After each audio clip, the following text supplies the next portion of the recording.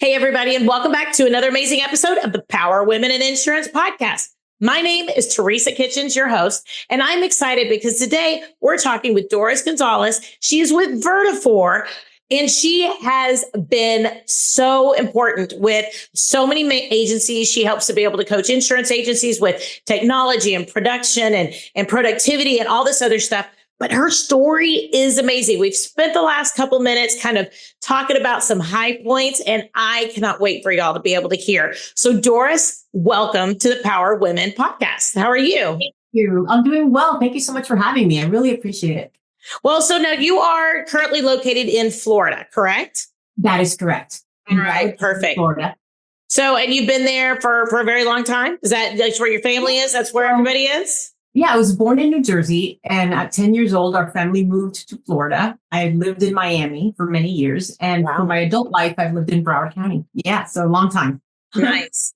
I love it. But I love, when you're really, surrounded by family that way too. It's not like you're off, somewhere different, So tell me a little about Vertafore. Tell me a little bit about how you came to be able to have your position with Vertafore. Maybe what that journey's been like. I know you've been there a long time, so you've worn multiple hats too within the Vertafore network. Tell me a little bit about that.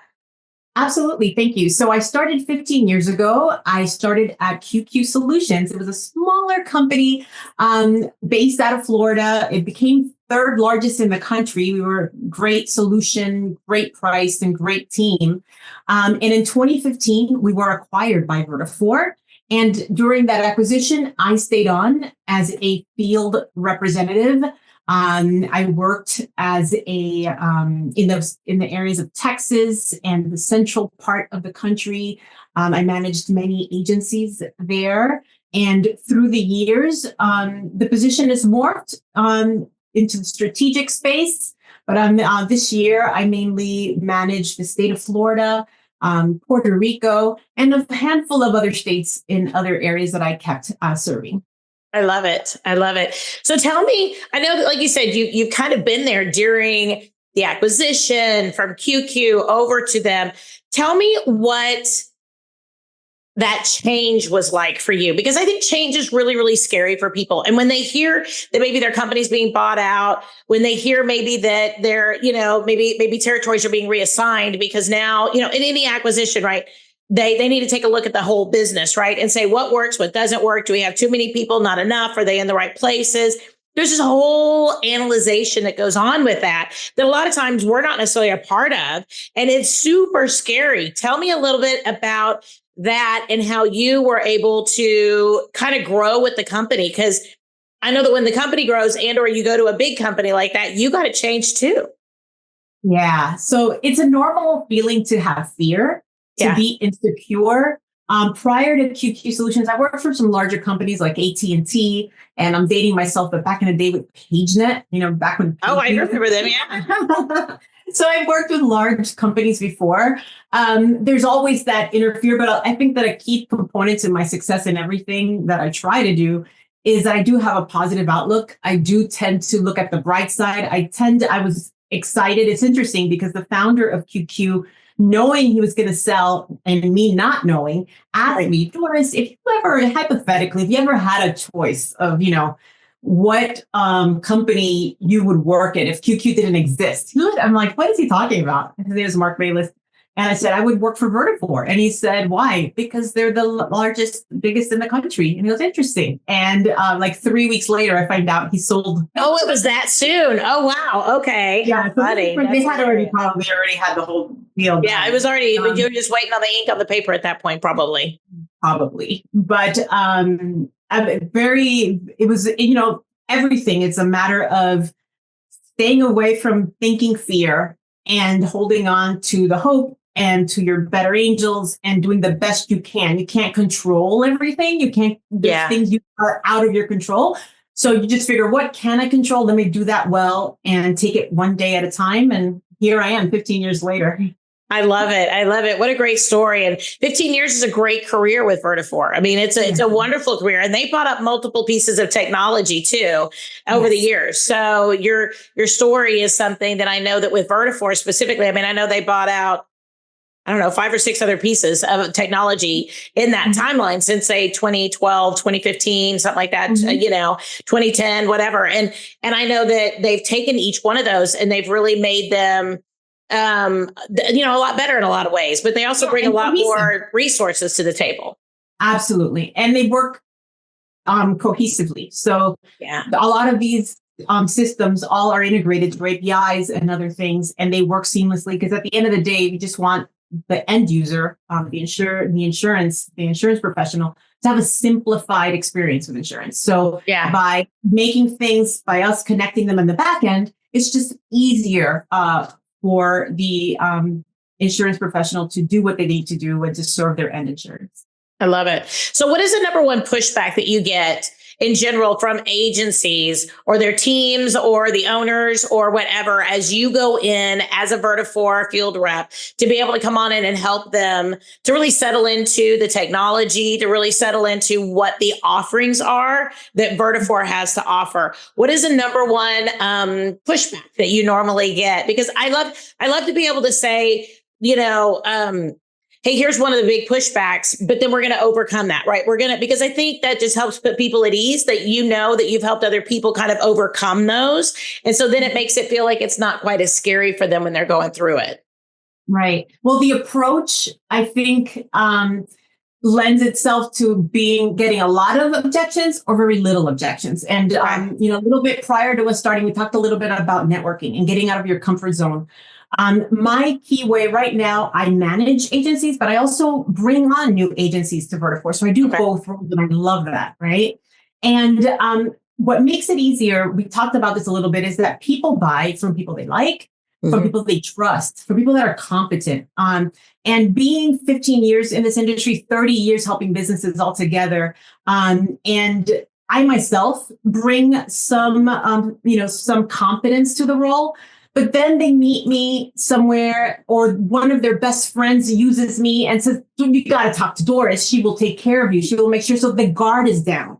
Yeah. That makes the objections a lot less. The objections that I get are maybe if they've been with, let's say, an Applied, which is a great company in itself. But let's say they happen to be with them and they're with them a very, very long time. Right? That may be one of the objections because change is scary. Yeah. Right. But once they realize that maybe the philosophy, the key philosophy behind the technology is completely different and it aligns better, Vertafore aligns better with the agency, they're willing to see me. They're willing to give me a try. They're willing to look at what we have to offer. And that's all I can ask, right? Yeah. Yeah, absolutely. And I think really that open-mindedness is really the biggest key because you don't know for sure how everybody's going to react. You don't know for sure. You can probably guess a lot of their pain points, a lot of their things because they're fairly similar, but not everybody's. I'm sure you still run across things that are like, oh, well, let me think about that because that's a question I've never had.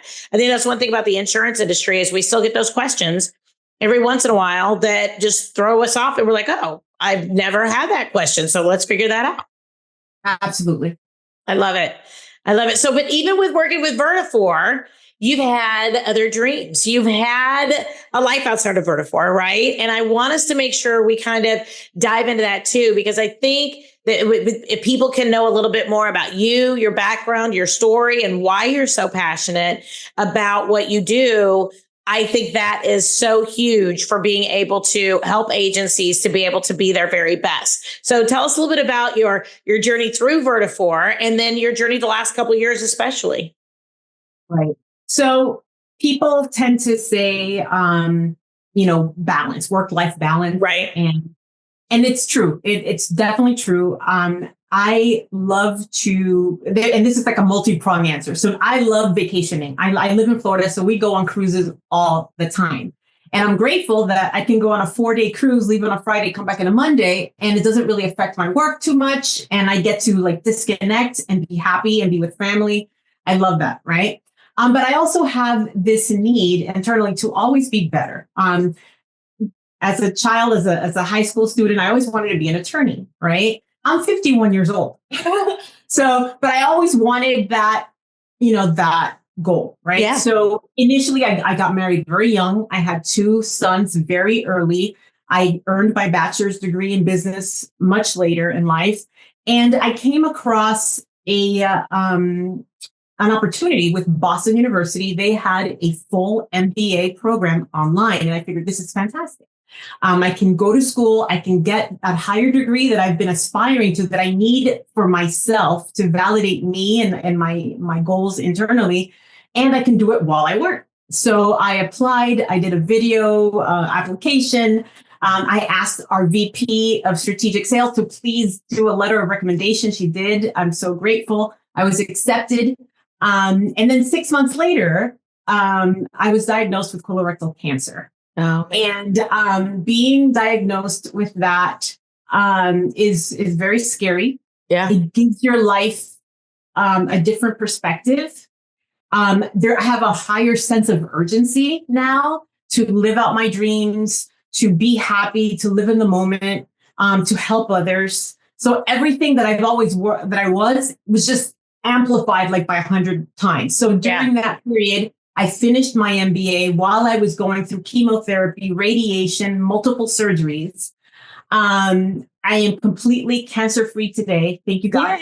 No evidence of disease. You know, it takes 5 years to get that title, but I don't have any genetic predisposition. So doctors are pretty confident that it won't, but still, you know, it is what it is. But I'm no evidence of disease right now. Yep. And I was able to graduate earlier this year. I was able to fly my family to Boston in May and have that emotional. It was just so meaningful to me. And I have a goal that one day, even though I am 51 years old, that I will retake the LSAT, be accepted into now they have online ABA accredited schools, hybrid schools. So that is my goal, to at least get in. That I'm going to practice. I don't really care. Maybe I'll do pro bono work. You know, who cares? I just want to do it for me. Yeah, no, absolutely. And I love that you kept your focus, you know, on making sure that you get to be able to achieve the things that you really want to. I think so many of us, as we kind of get settled into life, we don't go to pursue those additional dreams, right? We think, I'm too old for that. I'm too busy for that. I've already got a career, right? Maybe like you're talking about, you still want to do your LSAT. You still want to be able to do those things. But a lot of times it's just to prove you can to some degree, but also at the same point to better yourself, you know? Absolutely. And when we stop growing, we start shrinking. And I know that I don't ever want to do that. Absolutely. And all that also by being top salesperson at Vertafore, every single year, I typically earn a free vacation. In April, I went to Cabo San Lucas, and nice. A top salesperson the year before, and I was battling cancer, and I was going to school, and I worked too. So I have to sometimes stop and think and just thank God for I don't know where I get the energy. I'm drinking coffee right now, but just great. A lot of gratitude. A lot. Yeah. Well, and to get your MBA is one thing, right? While you're working full time and all this other stuff, right? You have a family, you obviously have just things you do in life, right? And then on top of that is the MBA, being sick during the process and being able to get all that,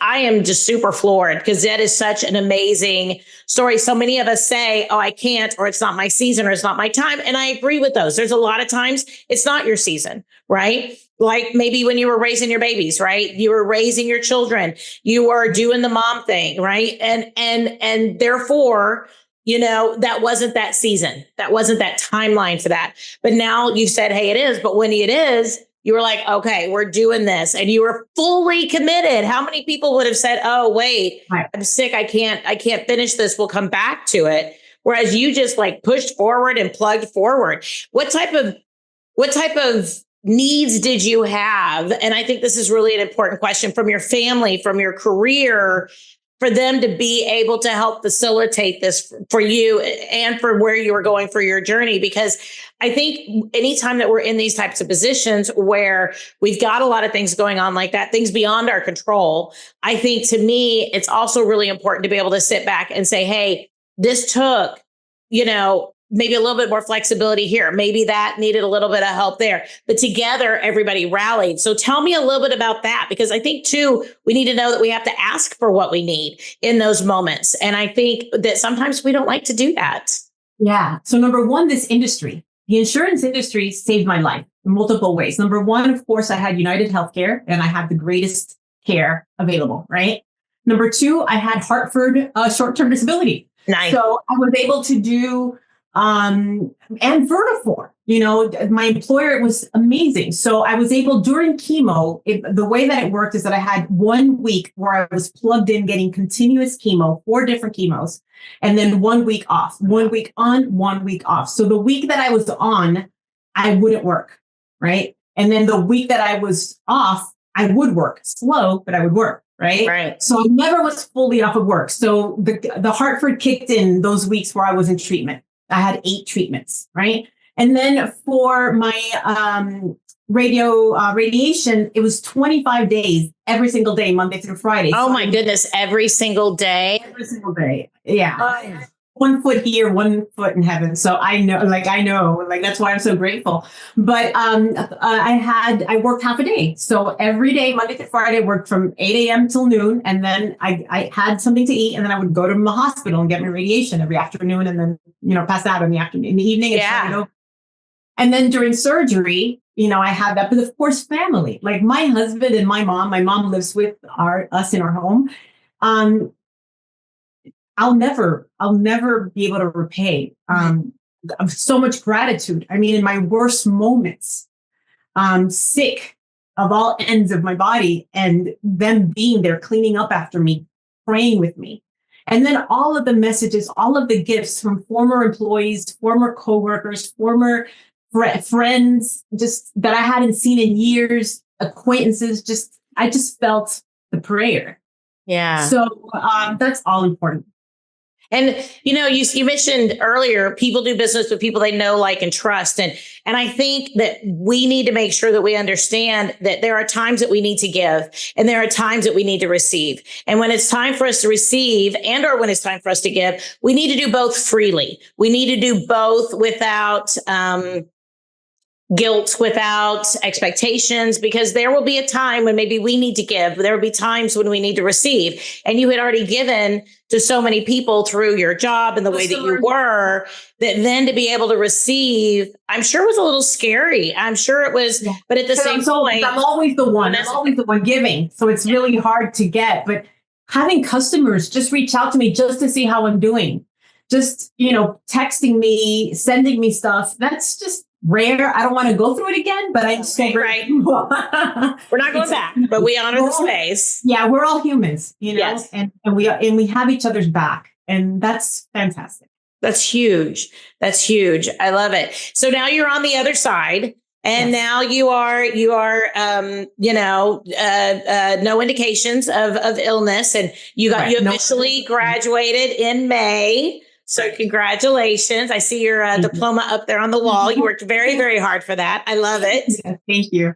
I love it. So what are you thinking next? I know that you talked a little bit about maybe the LSATs. I know also that you took everything that you've been doing and you poured into the ability to be able to share that light and that guide with other people. So tell me a little bit about that and maybe what that vision is for that, because I'm not going to say it. I want you to say it. So, tell us a little bit about how you channeled a lot of that into something that you're giving back out into the world with. Yeah. So I wrote a book because after surviving cancer, I'm like, what if I died? I could have died. My kids were in their 20s. There's so much that I have left to give. Right. And I was thinking about a legacy, and maybe I've learned a lot in these 50 years. Right. And I wanted that to be the end. So I wrote a book.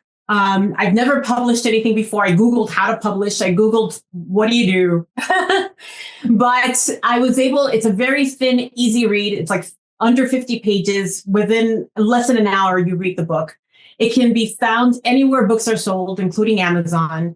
It's called Overcoming Challenges Against All Odds. And it was basically a story from as a child. Because when you look back, everyone does this, but you just don't ponder it. You don't dwell on it. We all go through so many things. And there's certain skill sets that allow you to move on from those things and get well and heal. So me looking back, I looked back at elementary school and being a child and being mixed race and moving from a very liberal town to a more conservative town where I was completely different. I was the only brown child in my school. And the challenges that dealt with, and understanding that I was different. They had never seen another child like that. So I understand where some of that came from. I can see that now, right? So it was an opportunity for me to go through that, talk about my different relationships and some challenges that I had, and just overcoming these things. But there's always a common denominator, and that is, having your mindset be positive, having faith, and moving ahead. So I do, towards the end of the book, I do give a list of a few tips that was weaved through my life story of how I overcame so many challenges. And I'm grateful to be able to share that. That's awesome. So what would you say your top two things are that if people are struggling, because there's trauma everywhere. And I think that tenacity is a muscle that over the course of time, unfortunately for us, sometimes more than others, some more than others, and that's never a good thing. So, but I think everybody has trauma. It's just trauma is different for everybody, and challenges are different from everybody. And I think everybody sees them differently.